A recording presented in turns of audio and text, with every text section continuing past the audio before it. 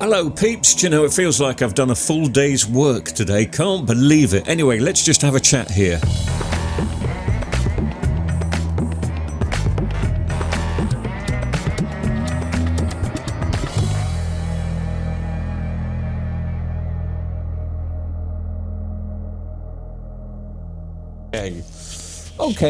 Okay.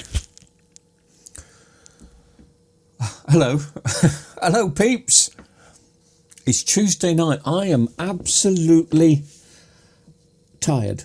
It's almost like I've done a whole day's work today, but I haven't. I've done half a day's labour. That's what I've done.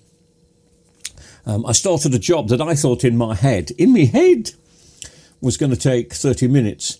And it's actually taken 4 hours, and I had to get some help in the end. In my other workshop, my little unit, which I use as a storeroom in the winter and then half use it for repairs spring and summer, somebody's donated a bench, so I can have another bench to the left-hand side. It's not necessarily a bench, it was an old kitchen worktop, but a big heavy thing. And I thought I'd put some batten on the wall and just put it up there. My goodness. Something I could do definitely within 45 minutes, many years ago.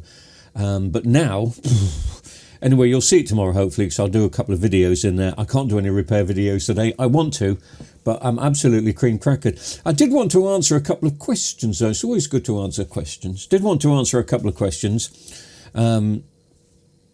about TVs and stuff like that that's come through. The interesting ones over the last couple of days. Going to be talking about pricing in a second, because it may amaze you and it may not, of the challenge of pricing a job. I don't just pluck prices out of the air. I don't think you can. You have to think about what parts are going to cost you.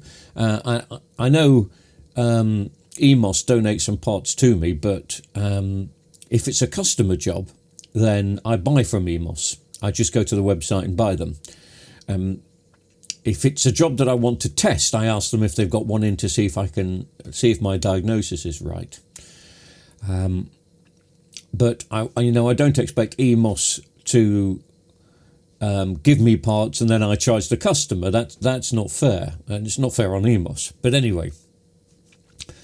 There's a lot of people in this world, and you may have met them. We all know how expensive the UK is, and we've all heard the news today that the UK is going to get the biggest brunt of this problem in Iran in months to come. So that's nice and settling, isn't it? But the UK is an expensive place. Yet when and I count myself in this, when we want something done, we really hope it's going to be cheap. If we want repairs done to our car, if we need an electrician, if we need a plumber or anything like that, if we need a new fridge freezer, we just know that we've either got to buy cheap and nasty if that's all we can afford. But you'll be surprised how many people, and I think we've spoken about this before, expect a TV repair for about 30-40 quid. And that may be possible for the tiny 32-inch Vestels if I've got parts and it's just a bit of soldering and capacitors and diodes and stuff. But even that's going to take probably half an hour to an hour out of my day, and I could probably use that hour more financially wisely, if that's grammatically correct. But also, you'll be surprised the amount of people of late, and I do understand, that are bringing in the OLEDs, and I have to say it's normally the LG OLEDs. The LG OLEDs just seem to be failing every day, and they bring them in, and I don't know if you've seen the parts for LG OLEDs on eBay. They're expensive, and they're expensive for a reason. There are a few of them about. And also, because there are a few of them about, the price is obviously going to go up. And they know that people want them. They're expensive televisions. People are selling them on eBay knowing that these TVs cost between £1,500 and £3,000. So I can't pick up these parts. And I don't expect EMOS to give me those sort of parts free of charge. They send me some Samsung bits and some Vestel bits. And they have donated some OLED parts in the past, but I'm well aware of how expensive they are. And if ever I make money on the job, then as I say, I do buy.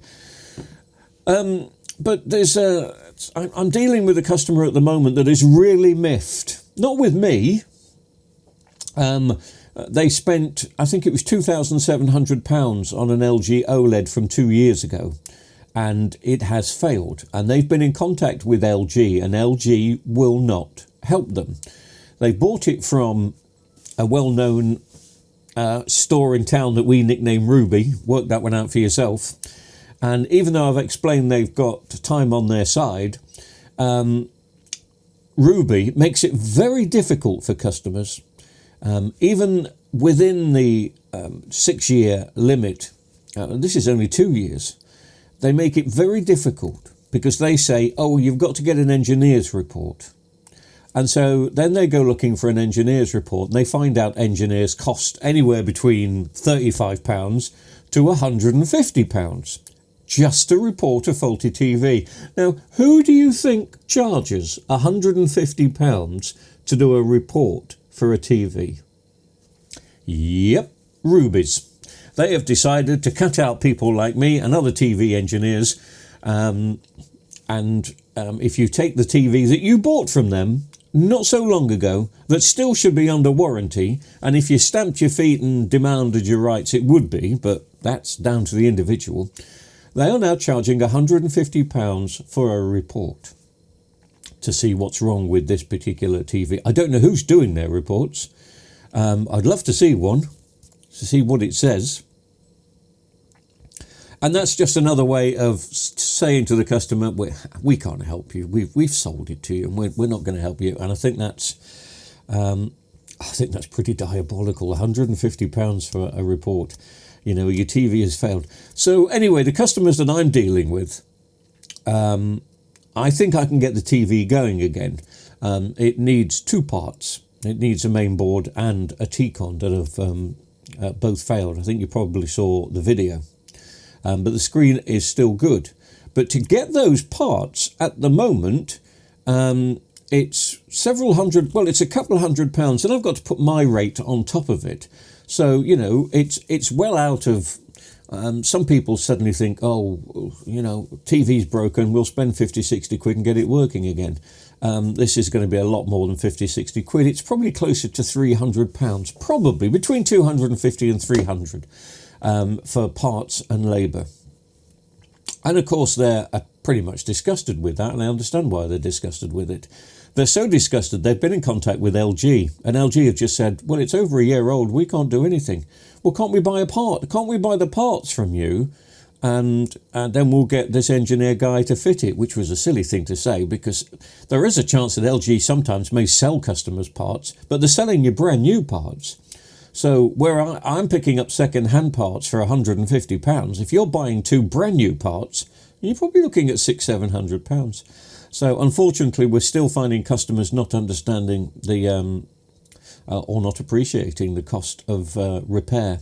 I'm still trying to help them, but it's very difficult. And the other thing I can't do with OLEDs, with LG OLEDs in particular, is warrant it. And I love to. But if I'm buying a second-hand part off eBay that we know fails on a regular basis, then, you know, what can I do? Yeah, we're still living in an age when TV engineers, some people love us and some people think we're ripping them off. We're just trying to make a living, as I'm sure you know. The other thing quickly I just wanted to talk about was the size of TVs. Are we trying to keep up with the Joneses? The average size of a TV being sold now is 60-inch. The average size, which means a lot of people are buying 85-inch. Very few people are buying 32-inch. And I just wanted to talk about that. I do understand why, but why? We're keeping up with the Joneses. Sorry, I thought my microphone had fallen off. When we look at a TV, you know, our eyes connect to our brain, and our brain knows that the TV screen is big, or bigger than the last one you had, but you can only see so much. What is it you can't see on a 32-inch TV that you can only see on an 85-inch TV? At the end of the day, I just think It's something. It's a trap we've fallen into. You want bigger, you must have bigger. Keep up with the Joneses. Your next door neighbour's got a 65-inch. Well, we'll get a 75-inch. Why? You watch something tonight on a 32-inch TV. You're probably watching this on something much smaller.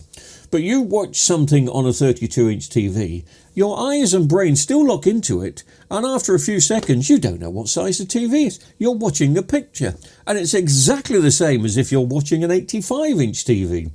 So even though I'm as guilty as the rest of them, but my excuse is, well, I repair them, and I can repair them very cheaply, if not free of charge for myself, so I will have a 65-inch, thank you very much. Why do we need it? Why do we need big screens? Do you remember when the largest you could have was 26-inch, you were posh. If you had a 26-inch pie in 1977, you were posh, 26-inch pie. So just think about that for a second. It doesn't look any bigger when we're looking at it. You still see all the detail you would see by looking at a 24 or 32-inch. So why are we buying bigger? 60-inch now being the average size TV. It's weird, isn't it?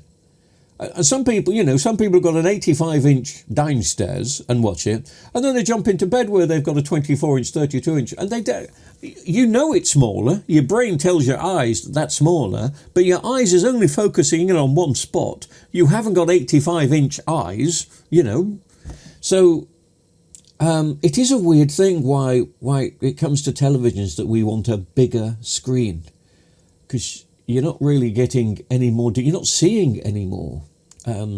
Answers on a postcard. Your comments, if you can answer that one, would be gratefully appreciated. But listen, I've done half a day's labour. I'm shattered. I had to get my neighbour to help me put some batten in so we could put this new workstation in. And I food poisoned myself on Saturday, so I've not been too well. I've just been recovering from that. Oh, poor me. Poor me. I did this new... Try this if if there's somebody in your household you don't like. I've got a recipe for them. Are you ready for this? Pen and paper. Note this down. Medium rare pork. Ooh. The weight I've lost. I'm not telling you where it's come from, but medium rare pork. Ooh, I didn't realise. It looked done to me. And then 48 hours later, I was done. Anyway, I've got to have a bath, I've got to have a sleep, and I've got to rest. I do a couple of repairs in my newly, well, it's not new, but in the workshop tomorrow with the new benches. So thank you very much. Sorry I'm not doing a repair today. I'm just cream crackered. I can't do it, man. I need to sleep. I need you to sing me a lullaby. A lullaby? You see? Yeah, I've gone. Cheers, Pete. Be good. Speak to you tomorrow. Goodbye.